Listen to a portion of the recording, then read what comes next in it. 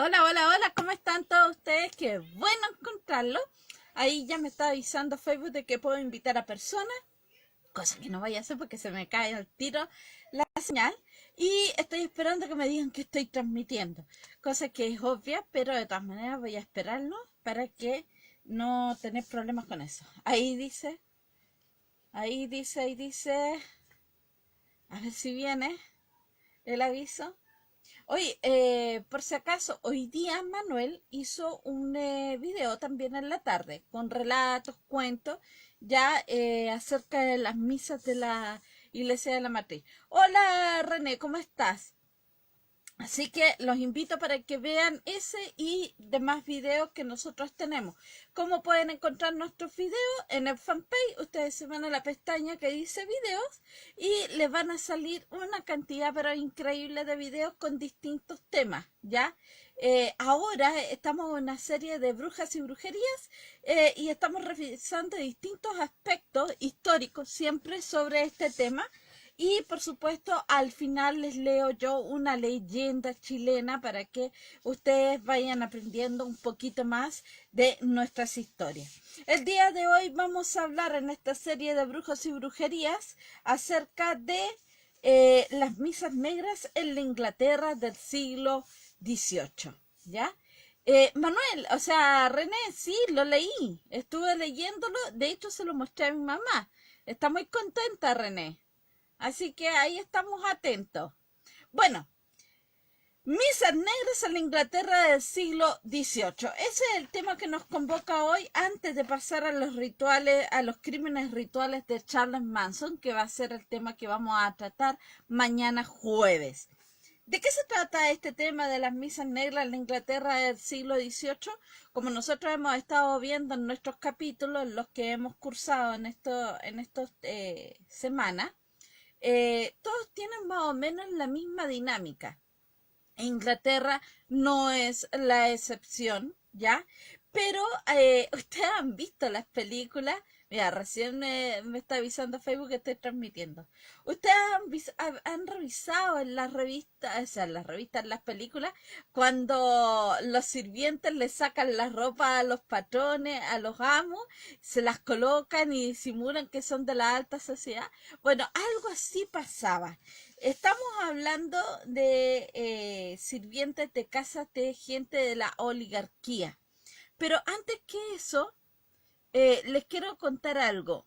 Cuando los primeros puritanos ingleses se fueron de Inglaterra, todavía no avanzaba tanto este tema de la brujería. O sea, sabía que habían brujos, los perseguían como hemos sabido, pero no era tanto. Ellos abandonan su patria, viajan a principios del siglo XVIII, del siglo XVII a Estados Unidos, y resulta que en Estados Unidos ellos tienen episodios bastante notorios, como por ejemplo el de las brujas de Salem, que ya les comenté hace unos días atrás. Pero cuando muchos de ellos retornan a su patria, se querían morir de la vergüenza porque su Inglaterra querida se había convertido en una pequeña Babilonia, en una pequeña Sodoma y Gomorra, ¿ya? Así que estaban indignados. Y en eso era lo que yo les explicaba del desarrollo de la historia, en que los sirvientes, para burlarse de sus amos, ¿cierto? Tenían una serie de reuniones, estamos hablando de 1670. Hola Juan Fernández, ¿cómo estás? Misas negras, antes de rendir exámenes peludos en la facultad, teníamos una dinámica escabrosa. Usábamos lo que robábamos de las tinajas de la morgue. Ah, ya. Espera, voy a... Dice que es para secreto. Oye, yo, la verdad, gente muerta he visto. He visto gente muerta. Ya, se me murió una vecina una vez y me tocó entrar y ahí yo la vi. También he visto una autopsia cuando estaba estudiando psicología en la universidad, obviamente. el profe tuvo la genial idea de invitarnos a una, a una autopsia. Esto era en el ramo de bases biológicas de la conducta. Y más que conducta, era pura biología y las consecuencias que pueden traer algunos enfermedades, ¿ya? Como por ejemplo el hipotiroidismo y otras más. Y ahí fuimos a ver una autopsia así como premio del profe por habernos portado bien un semestre entero. Bueno, son cosas que pasan. Ahí vamos viendo, René dice, desde Inglaterra me trajeron, solo me falta el Albus Dumbledore. Ah, tú estás hablando de Harry Potter, René. Hola, Karen Margarita. Bueno, seguimos con la historia de las misas negras en Inglaterra. Entonces, en el año ya 1670, en varios puntos de Inglaterra se empezaron a practicar una serie de festividades, ¿ya? Pero estas festividades que tildaban como reuniones de brujos no eran más que danzas frenéticas con alto consumo de alcohol, cosa para lo cual los ingleses son, y sobre todo los escoceses, son mandados a hacer.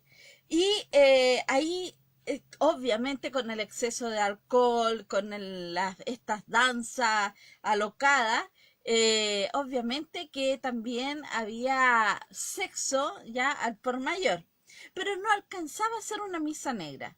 En el entretanto, algunos amos, cuando se daban cuenta que llegaban exhaustos de su día libre, sus sirvientes, empezaron a preguntarle a sus sirvientes: ¿de dónde vienes? ¿Qué hiciste? ¿Dónde estuviste? ¡Ah, qué entretenido!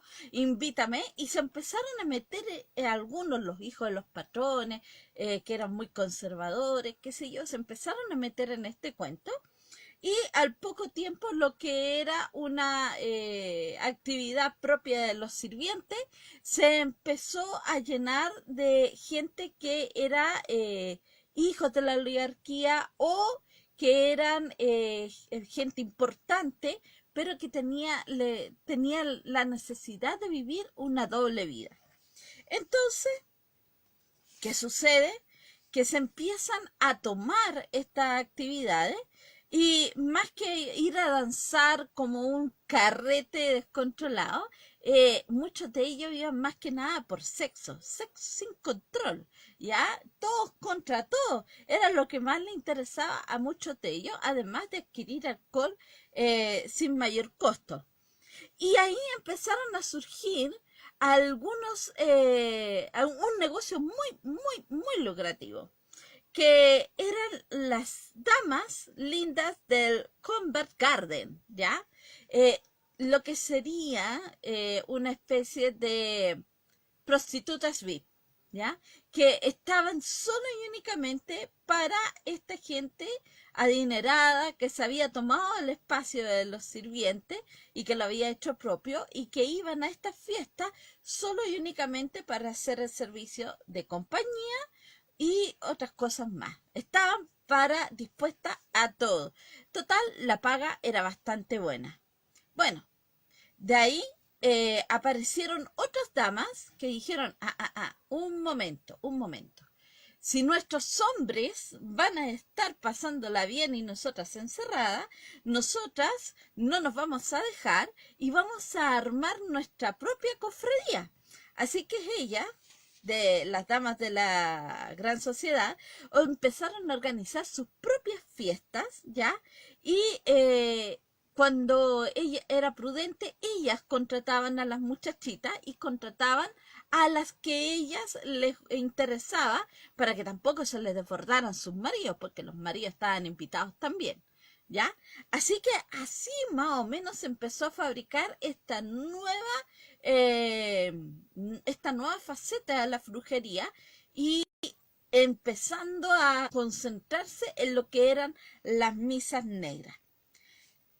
Pero hasta ese momento, hasta donde yo les estoy hablando, 1670, 1680, todavía no se practicaban las misas negras. ¿Cuándo se empezaron a practicar las misas negras? Eso empezó, ¿se acuerdan cuando yo ayer les hablaba de las misas negras en Francia, de Padre Boulan, y la otra de la Madame de Montespan, ¿ya? La Marquesa de Montespan. Bueno, en estas reuniones, como la de la marquesa, como la del padre, empezaron a llegar extranjeros. Extranjeros de Italia, extranjeros de Inglaterra, extranjeros de Alemania. Y entre esos extranjeros de Inglaterra que vieron esto, les pareció muy provechosa la idea para hacer negocio, obvio, pero también para dejar al libre uso todas sus necesidades ya más animales que pueda tener el hombre, como el sexo, que es rico en todo caso, ¿eh? Nadie lo niega, pero en este caso es todo llevado a la exageración y con otros propósitos. Entonces estos ingleses llegaron y se empezaron a mezclar con la gente de estas reuniones y le dijeron, oye, ¿y si avanzamos un poquito más? ¿Y qué te parece si probamos esto? ¿Y qué te parece si hacemos esto otro? Y empezaron a realizarse una serie de ensayos de misas negras que cuando comienza el siglo XVIII ya se vieron instaurados con esta nueva modalidad. Ahí alguien me dice, vaya, vaya, ¿quién es? Karen Margarita. Y algo dice René, tuvieron que decir presente con el profe.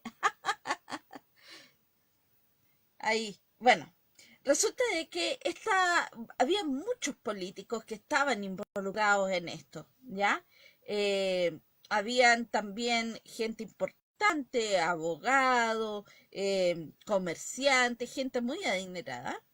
Y resulta de que ellos ya no podían hacer estas fiestas en la ciudad, porque claro, había siempre un ojo que los podía acusar.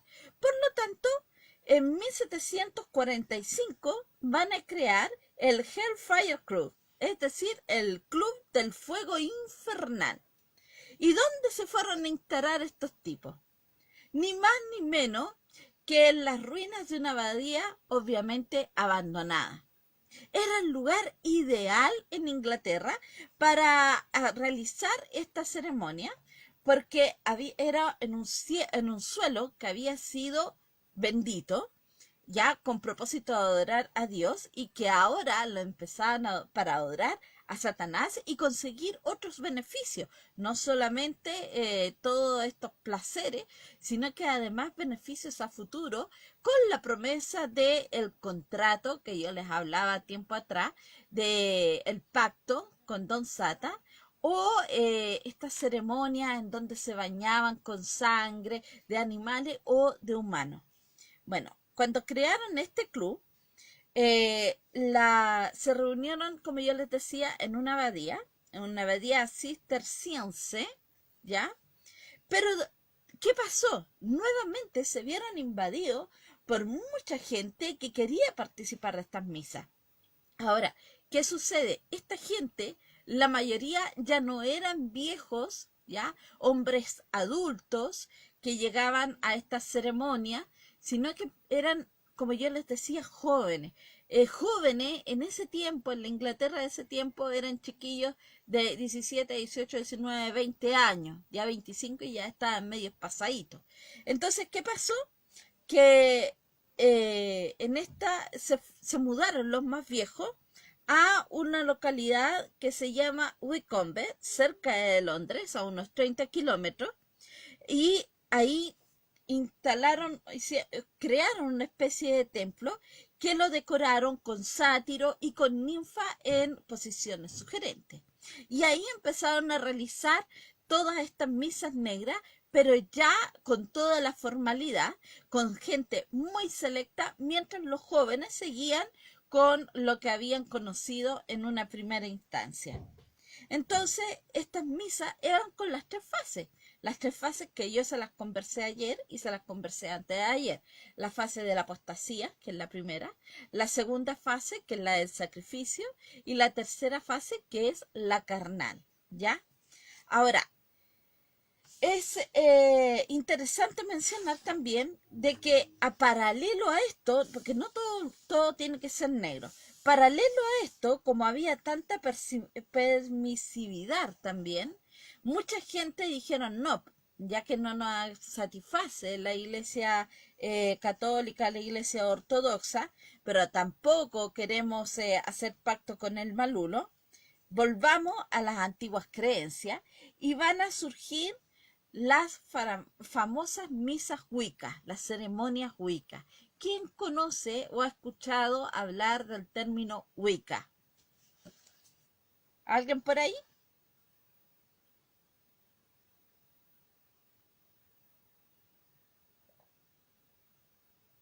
Ya, parece que... René, no tenemos libros góticos en este momento. Te lo digo al tiro. Bueno, ¿cómo surgen las misas Wicca o las ceremonias Wicca? Y qué va a ser el nuevo postulado de brujos y brujas que va a marcar el resto de la humanidad por efecto cascada, podríamos decirlo de alguna forma. Resulta que hay una isla que está situada, tengo una, ay, don Juan es muy chistoso, es muy... Pero en ese sótano me han contado tantas cosas de ese sótano que no me cabería la menor duda que tengo una escondida ahí, en una puerta dimensional. Bueno, en Irlanda, entre Irlanda e Inglaterra, hay una pequeña isla, ya está a 70 kilómetros de cada una, y en esta isla está salpicada de una serie de petroglifos, pictogrifos, ya hay menires, círculos mágicos y una infinidad de cavernas. En una de estas cavernas, la llamada Caverna de Man, vivió un caballero que se llamaba...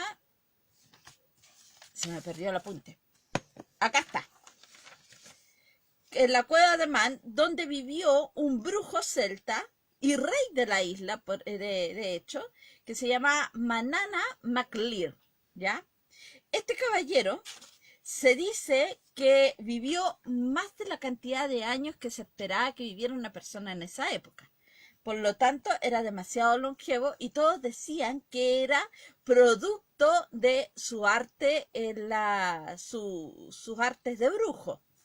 Y dicen de que este hombre cuando fallece, o creen que falleció, quedó su cuerpo oculto bajo uno de los montes, el monte principal de esta isla. Pero resulta de que el cuerpo, parece que dicen que algunos que no murió, más bien se ocultó, esperando ser no resucitado, sino que rescatado, una cosa así. Como que está durmiendo eternamente hasta poder recobrar.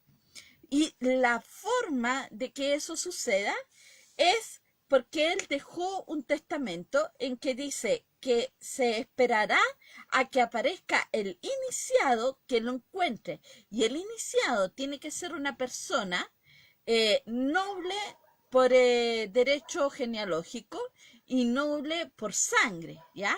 O sea, me refiero a noble, no, a ver, me explico. Noble por derecho de sangre, o sea, por orden genealógico, pero también noble de corazón, ahí sí. Y además de eso, tiene que tener alguna posición económica interesante, ¿ya? Y tener un amplio conocimiento de las artes mágicas y esotéricas. Solo cuando aparezca esta persona va a saber descifrar el código para que este brujo celta, Man o Manana, ya despierte de su largo sueño y pueda volver a sus funciones en esta tierra. Bueno, alrededor de esta historia hay muchas otras de brujos que son más bien benévolos, porque este no fue un brujo malo, ya no buscaba hacer pactos con nadie, sino que era un brujo que honraba a los antiguos dioses y también honraba a los elementales de la tierra. Entonces, yo les voy a leer acá un poco sobre cómo empiezan las misas Wicca, ¿ya? O las ceremonias Wicca, justamente siguiendo el ejemplo de brujos como que yo les acabo de mencionar, Manana. Dice así: en las reuniones de brujos que se celebran en la isla de Man, acuden numerosos adoradores, pero también turistas por centenares. Eso nosotros lo hemos visto, ¿ya? Y de hecho también lo hacen donde está Stonehenge, Ya cada cierto tiempo aparecen los místicos, hacen reuniones, se visten de blanco, algunos desnudos, ya, y hacen sus ceremonias. Por lo tanto, no estoy leyendo nada extraño. Dice, los brujos consideran que sus prácticas son sanas y que no hay por qué realizarlas lejos de los curiosos. Suele reunirse el grupo de fieles en un molino habilitado como templo o en el campo para rendir homenaje al dios Cernunnos, el más antiguo de los celtas, cuya frente tiene una doble pareja de cuernos que es símbolo de la virilidad. Preside la ceremonia desde hace más de 20 años. Una de ellas, yo creo que ya murió porque este libro es de 1990 y algo, ya de 1900. Mi papá lo compró en 1992. Saquen la cuenta. Así que si está viva la señora Mónica, ya tiene sus buenos años. Pero ella es Mónica Watson la que preside esta ceremonia. Y las oficia desnuda, portando solo una diadema, un collar y su jarretera de reina. Quienes creen que los actos terminan en orgía y en actos de adoración al diablo, tal como lo entiende la iglesia, que es el diablo, cometen un absoluto error. La reina bruja explica que su culto es una auténtica religión, muy anterior a cualquier otra, como la que practican los sacerdotes druidas, que honraban a las fuerzas creadoras de la vida, unidas en una comunicación a la vez física y espiritual. Esta religión recibe el nombre de Wicca, palabra que significa sabiduría en la vieja lengua sajona, y que en los ritos que se celebran bajo su manto participan de manera importante el amor físico y el erotismo en un plano elevado difícil de comprender por los profanos. Los brujos de la isla Man celebran danzas dedicadas a la fertilidad, desnudos. La mejor manera, de desarrollar sus poderes. Se convierten en verdaderos faros psíquicos, gracias a los cuales los campesinos obtienen mejores cosechas y los enfermos sanan antes de lo esperado. Además, la gran sacerdotisa conoce bien las hierbas que curan, las invocaciones que ahuyentan a los malos espíritus y tiene el poder de disolver una nube y de curar por el tacto. Puede concentrarse por medio de la mente en un enfermo y absorber sus sufrimientos. Y aquí viene un detalle bastante importante en la historia, que se dice que es tan grande el poder que pueden tener los brujos de la Wicca que durante la Segunda Guerra Mundial los 8.000 que hay en Inglaterra reunieron sus fuerzas mentales en un intento por influir en la de Hitler y disuadirlo de sus deseos de invadir la isla. Utilizaron para ello el llamado cono del poder, que produjo tan energéticos traumas psíquicos que 8 miembros de la Wicca perdieron su vida. Ya, eso es un poco lo que ocurre en las misas negras de Inglaterra del siglo XVIII. Eran más bien al principio, como yo les decía, una forma de relajarse, distenderse, ya de hacer aflorar sus placeres sin que nadie los recriminara. De a poco se fueron transformando en otra cosa según lo que habían visto viajeros en lugares como por ejemplo Francia, ya, y que llevaron estas costumbres nuevas a la Inglaterra, donde todavía se perseguían a los brujos que hacían pócimas, ya, pero todavía no se percataban de que había misas clandestinas, o sea, fiestas clandestinas en realidad, con danzas frenéticas, mucho alcohol, mucho sexo, y dijeron, aquí falta algo, y le agregaron, obviamente, la adoración a Satán, los pactos, los sacrificios, y esos serían los principales ingredientes que introdujeron. Pero paralelo a esto, hubo gente que no estaba de acuerdo con esto. Ya, si van a tener fiestas con danza frenética, todo eso, ténganla. pero honremos a la naturaleza y un regreso de nuevo a las creencias ancestrales y empieza a crecer esta nueva religión, por eso que ya hablaba de ceremonia Wicca, que es justamente eso, la religión de la Wicca, ¿ya? Donde los brujos trabajan con la naturaleza. Ahí voy a ir avanzando. Big Bang, dice don Juan. Fabián Troncoso. Fabián Troncoso, creo que tú eres el caballero de Curacaví, si no me equivoco. Dice, me encanta escucharlo y siento que son los que más saben sobre historias de Santiago, pero tómenlo como una crítica constructiva. Si todo lo que hace estuviera acompañado de algún material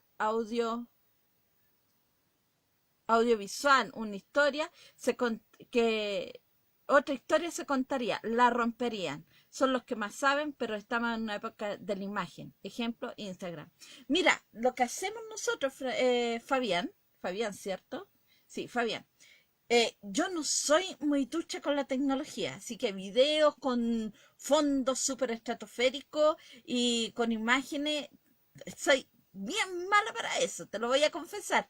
Pero en Instagram, nosotros tenemos nuestro propio Instagram, ya de Rincón Patrimonial Chileno, y las fotos son todas nuestras. Son fotos que nosotros hemos hecho, en este caso Manuel, son muy poquitas las mías, y cada foto va acompañada de un relato, de una reseña, con la historia del lugar y con los testimonios en algunas de ellas que hemos recogido de personas que viven en el lugar o cerca del lugar que nosotros estamos fotografiando. Por lo tanto, en Instagram sí, tenemos material y lo tenemos con reseña histórica y lo tenemos con experiencia y hemos tratado de ir avanzando, ¿ya? Y de hecho tenemos pensado en hacer un pequeño documental en vivo, ¿ya? Grabando desde la Plaza de Armas, es una de las ideas que nosotros tenemos, pero de la Plaza de Armas, ¿para qué? Para hablar acerca de las cámaras minuteras, qué ha pasado con las cámaras minuteras, que queda un solo caballero, las estatuas vivientes, vamos a hablar acerca de la prostitución. Hay una persona que está dispuesta a hablar de que es obviamente prostituta y que nos va a hablar sobre ese mundo. Si es que no se me arrepiente antes, ¿ya? Estamos viendo algunas alternativas, así que lo hemos tenido en consideración. Y gracias por el piropo de ser uno de los que más conocemos de Santiago. Yo siento que todavía no conocemos mucho. Nosotros vamos aprendiendo de a poco, ¿ya? Y también gracias a los aportes que nos hacen ustedes, porque siempre aparece una persona, oigan chiquillos, a mí me contaron tal cosa. Y nosotros, recogemos el dato, lo revisamos, vamos al lugar, conversamos a veces con las personas y corroboramos la información y luego la incorporamos a nuestro repertorio, ¿ya? Pero es todo también gracias a ustedes. Y bueno, ahí está, voy a volver al tema de las misas negras en Inglaterra. Ahora, yo en estos días les he estado hablando de ejemplos de misas negras que han ocurrido tanto en Santiago como también en Osorno. Acuérdense que ayer yo les conté acerca del mausoleo de don Lupercio Martínez, el único alcalde que ha tenido Rahue, que es uno de los barrios de la comuna de Osorno, comuna y ciudad de Osorno. ¿Ya? Y hoy día les voy a contar otra historia, que esta me la contó un tío mío, que también es de Osorno, y yo a mi tío le creo, ¿ya? De hecho, me mostró en una ocasión la casa, una casona antigua, estilo clásico, neoclásico en realidad, ¿ya? Entre ecléctico y clásico. Gracias, Fabián, gracias. Sí, estamos viendo esa otra alternativa. De hecho, mira, tuve, pero lo que te contaba de la Plaza de Armas, que te tengo muchas ganas, es darse vuelta en las cuatro esquinas y tienes un millón de historias. Este es mi cuaderno de la Plaza de Armas y tengo varios temas, ¿ya? Y los tengo todos ya desarrollados. tenemos que ver la forma nomás en cuando nos ponemos a grabar con Manuel. Hice hasta un plano de la Plaza de Armas, un croquis, ya, para ver todo lo que podíamos rescatar. Entonces, hay varios temas. La misma estación del metro Plaza de Armas tiene una historia de hallazgo arqueológico, ya, osamentas incaicas. Y hay otras cosas más que tiene la estación Plaza de Armas, tanto la línea 5 como la línea 3. El edificio de la línea 3 es espectacular. Hay todo un estudio sobre su arquitectura. La estatua humana, el monumento a los pueblos indígenas, que tiene bastante también que rescatar, a pesar de que no a todos los chilenos les gusta porque lo encuentran un poquito feíto. Las prostitutas, la historia de la prostitución en Chile tiene mucho condimento. Tiene que también alguna relación con las misas negras, ya porque se han prestado para todo, pero gracias a mujeres que se dedican al comercio sexual, eh, hemos tenido grandes beneficios. Por ejemplo, en la Guerra del Pacífico se recurrieron en algunas ocasiones a estas mujeres para que actuaran como espías para favorecer, obviamente, a Chile, ¿ya? La Carlina fue enviada a Perú por el presidente Alessandri en su calidad de espía con todas sus chiquillas, justamente para quitar información y traerla de vuelta a nuestro país. Entonces las prostitutas no hay que mirarlo tan despectivamente porque tienen una historia bastante interesante y es justamente uno de los temas que yo quiero tocar en la Plaza de Armas. Está también los pintores de la Plaza de Armas. ¿Sabían ustedes que el cuadro más antiguo que deja en evidencia que los pintores de la Plaza de Armas están por derecho propio en ese lugar desde hace ya 300 años? Es en un cuadro de Rugenda, más bien es un croquis de Rugenda, en donde se ve el peladero de la Plaza de Armas y se ven unos atriles con unas personas que iban a dibujar a la plaza y también a vender sus cuadros. De ahí que los pintores están en ese espacio. Y yo siento que no deberían sacarlo, porque es uno de los atractivos que tiene. Los humoristas, hombre, no me digan que no, que no. De hecho, hay muchos personajes que se han perdido y que se pueden ver en la novela de Alberto Blesgana, Martín Rivas, como por ejemplo los que vendían los zapatos y los zapatos y las ¿cómo que se llaman? La hojota, ¿ya? Y el heladero, el que vende el algodón de azúcar. De repente yo veo al organillero, pero no es el organillero antiguo que te da la vuelta a la manilla. Ahora los organilleros son más tecnológicos, ¿ya? Y hay varios en los árboles. ¿Saben cuál es el árbol más antiguo de la Plaza de Armas y que está del tiempo de la colonia? No se los voy a decir, porque capaz que lo quemen mañana. Pero existe y está desde el tiempo de la colonia y casi, yo podría decir, casi desde la misma época de la conquista. Está todavía vivo, así como queda un álamo de los originales de la Plaza de Armas. Y están los ajedrecistas, están los evangélicos también, que todo un tema con los evangélicos en la plaza. Está la pila de rosales, que no nos puede faltar. Ya hay varios, y todo eso lo tengo acá anotadito, ordenadito y todo. Ahí tengo más. Todo eso lo tenemos estudiado. Estamos esperando nomás que ver cómo lo hacemos, cómo lo grabamos. Hemos comprado unas bases de poder ahí para que no se nos acabe la batería del celular, ¿ya? Pero estamos trabajando en eso, Fabián. Así que no te preocupes, vamos avanzando. Bueno, y volviendo al tema, en Osorno, esta casa, estilo ecléctico pero tirado a neoclásico, una casa que estuvo pintada mucho tiempo de rosado, ahora creo que está un color blanco, ya, y que funcionaba como club de personas de la alta sociedad de Osorno.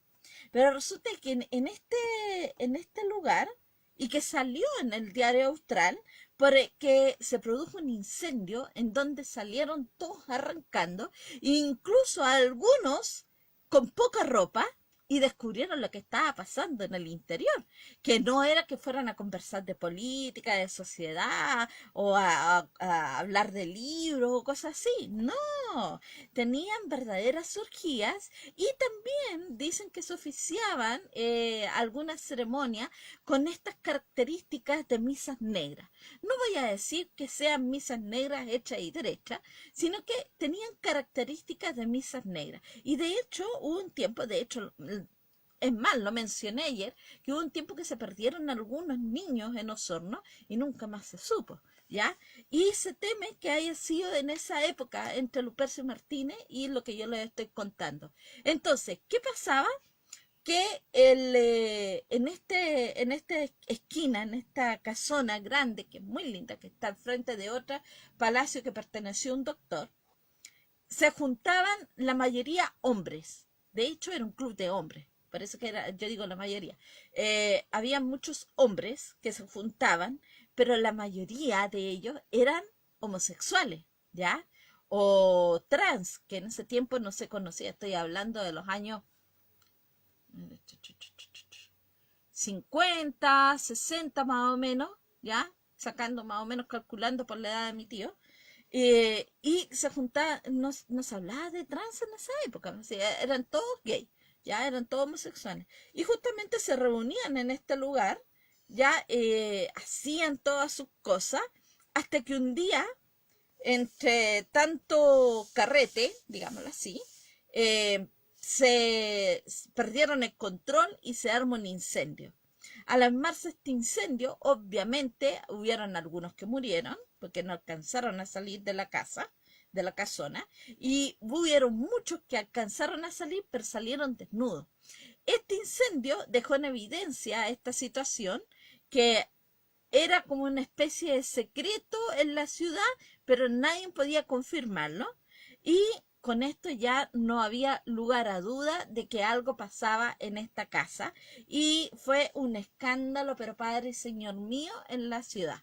La ciudad de Osorno no es tan grande, en ese tiempo no era tan grande, así que imagínense, fue la comidilla de todos los comedores, de todas las cocinas, las viejas materas ahí al lado de la cocina leña comentando los hechos y la vergüenza para muchos de los hacendados de los alrededores de Osorno que iban a estas reuniones y que se encontraron que sus hijos eran partícipes de estas verdaderas orgías ya entre homosexuales, ¿ya? Y que muchos de ellos más encima oficiaban misa de dudosa reputación. Ahí dice Juan Fernández, de madera de cero con agujerito para la pluma de acero, con letras góticas. Ouija, encontrada en el sótano, la doña fue Isolina, abuela de la abuela de María. Ah, ¿me está dando pistas, don Juan? Hay que ir al sótano. Le voy a decir a Manuel, hay que ir al sótano. Ahí lo vamos a ver, don Juan. Ay, usted tiene más historia. Yo, ¿sabes qué? Le voy a decir a Manuel que vayamos con una grabadora. Yo tengo una grabadora, le voy a decir que lleve él la otra de refuerzo y le vamos a grabar todas sus historias. ¿Ya? Porque son memorables. O sea, encontrar una ouija en el sótano que era de la dueña, que fue Isolina, abuela de la abuela María, es porque tiene información. ¿Ya? Así que ahí la vamos a tomar. En Santiago hubieron muchas casas en donde se realizaron ceremonias, no solamente de espiritismo, sino que también misas negras. Hubieron políticos, no recuerdo los nombres ahora, pero solamente voy a decir que hubieron políticos que eran también asiduos a estas actividades. En el barrio de Brasil se practicaron varias sesiones de espiritismo, pero también varias misas negras, y dejaron algunas casas ya tomadas con esta situación. Hay una casa en la calle Almirante Barroso, donde hay una habitación en específico donde se producen fuegos espontáneos. En esta casa se hicieron en algún minuto también reuniones, dicen que reuniones espiritistas, pero también hemos encontrado algunos registros que todavía no podemos completar la historia completa, sino también les diría la dirección y todo a la segura. Pero hemos recogido unos, apuntes de el diario El Mercurio. Estoy hablando de hace como 1000 años atrás, de los años 20, en donde, no, sí, más o menos entre los años 20 y los años 30, en donde dicen que en esta casa donde vivía un político importante, se hacían fiestas, o sea, se hacían sesiones de espiritismo, ¿ya? Y que además en algunas ocasiones llegaron brujos que venían del viejo continente y oficiaban misas negras y que era el escándalo de la sociedad y que en la iglesia el arzobispo estaba enfurecido con la situación cuando se empezó a divulgar de que este político importante estaba relacionado con estos temas. No, nosotros tenemos que confirmar todavía eso, tenemos que ver cómo sacarle fotocopia a ese recorte del diario Mercurio, porque ni siquiera está el Mercurio en papel, que cuando tú vas a la Biblioteca Nacional te pasan unos libros gigantes, porque no, está en film, ¿ya? Porque son periódicos muy antiguos. Y creo que en Mercurio, si ni siquiera me acuerdo bien, pero de que había un político que estaba metido en esto, había. Y así hubieron varios. Así que historias de misas negras en Santiago y en otros lugares han habido y se notan. Ya les conté lo que hemos encontrado en los cementerios, lo que hemos encontrado en el Santa Lucía. La historia de la misa inconclusa en el Santa Lucía cuando se esperaba que naciera el anticristo, que iba a ser chileno, ni más ni menos. Lo que hemos encontrado en el Cerro San Cristóbal también. Les conté lo de Lupercio Martínez, lo de hoy día también que se lo estoy contando, es una casona que está cerca, no muy lejos, yo por lo menos voy caminando unas cuantas cuadras de la antigua estación de Osorno, ¿ya? A mí se volvían las calles, pero he caminado tantas veces por las calles de Osorno que ya no son laberinto para mí. Sé caminarlas, me ubico por edificio, más que por calle. Le hemos contado varias historias a ustedes, así que no es nada extraño, ¿ya? Y de todas maneras es respetable también. Cada uno elige cómo quiere vivir su vida, mientras no haga daño a los demás. Mañana les voy a hablar, hola Catherine, mañana les voy a hablar acerca de los crímenes rituales de Charles Manson, como ya les había anunciado, ahí está. O ustedes lo leen al revés. Pero ahí está la información. Mañana les voy a hablar de eso, ¿ya? Y que hay más sectas satánicas que en ningún otro sitio en la ciudad de California. California es como el lugar de. Así que de eso vamos a estar hablando mañana, ¿ya? Y obviamente antes de terminar, los recomendados. A mí siempre me encanta recomendar libros. Uno de esos libros es una maravilla, está descontinuado, pero nunca pierdan la esperanza, porque yo de repente me dicen, no, este libro está descontinuado. Voy a Persa Bio Bio y lo encuentro. Así que no pierdan la esperanza. Lo que yo les voy a mostrar es un libro que habla acerca de la gran fiesta del siglo, ya, de los Concha Cazotes. Es un libro en una edición de lujo, ya, con imágenes maravillosas, las publicaciones en las revistas Zigzag, en otras revistas más de la época, de los disfraces que venían llegando para la dama tanto, la hija del ministro tanto, etcétera, etcétera. Hay algunas imágenes también de lo que era, esta una de las que más, ahí está, la fiesta de disfraces con todos sus invitados, disfrazados, obviamente, ¿ya?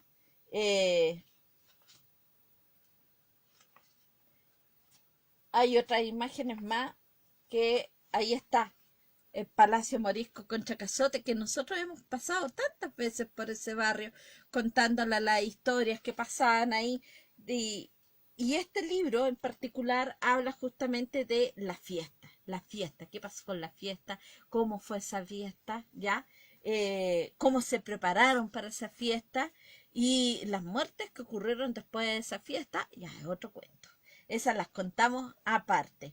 Otro libro que les quiero recomendar es este. Esto es para ir a turistear por Santiago, pero comiendo rico. 25 lugares imprescindibles donde comer en Santiago, de Don Tinto, ¿ya? Así se llama el escritor, su apodo. Se llama Álvaro Peralta Sainz. Uno de los primeros lugares es el Ciro, que sale mencionado. Hay otros más como el, eh, el Bar Nacional, el Lomitz, la Fuente Alemana, la Casa Cena, el Hoyo, eh, ¿cuál otra? El Tokio, la Fuente Suiza, el Liguria, ¿quién no ha pasado? El Liguria, ¿sabes qué? A todo esto, el edificio del Liguria, el nuevo local del Liguria que está ahí en Las Tarrias con Merced, pasan cosas raras.